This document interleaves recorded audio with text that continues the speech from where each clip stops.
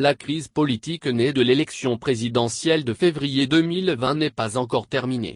Le président démocratiquement élu, Abeyome Kodjo, conteste toujours les résultats proclamés par la Commission électorale nationale indépendante, CENI.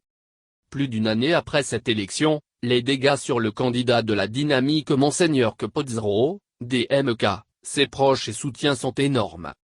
Outre la répression et la détention, le candidat a été contraint à l'exil d'où il mène la lutte pour la prise réelle du pouvoir et la gestion du pays. Malheureusement, Abeyome Kodjo n'est pas le seul à avoir opté pour l'exil. Le patriarche Monseigneur Philippe Fanoko Kpodzro est également dans le cas.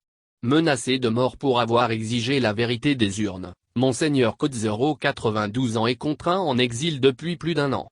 Pendant ce temps, Faure Sozimna Gnassingbé, le vaincu, jouit du soutien de la France et continue de martyriser le peuple togolais, réagit Abeyome Kodjo dans un tweet.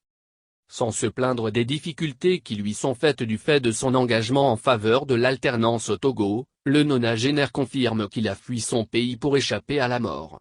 Furieux, Faure veut me tuer, et je suis en exil forcé.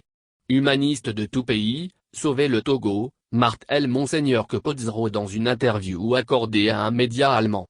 Mon tort, explique-t-il, c'est d'avoir conduit le Togo à l'alternance, après 54 ans avec Gnassingbé, père et fils.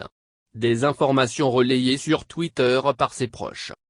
Selon la DMK, Monseigneur Philippe Fanoko Kpodzro et son assistant particulier, Marc Mondji, étaient visés par un projet d'élimination physique et avaient été exfiltrés le 28 avril 2021 en Suède par le Haut Commissariat des Nations Unies pour les réfugiés, UNRWA, pour des raisons sécuritaires.